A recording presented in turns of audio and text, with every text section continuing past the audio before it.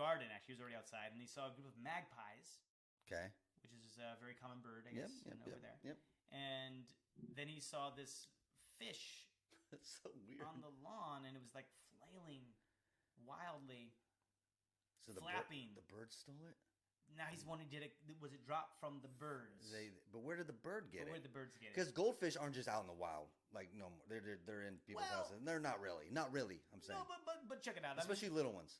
Well, sure. I don't know the size of this goldfish. I think it fits inside of a little cracker box. But no, but people have goldfish obviously as pets. Yeah.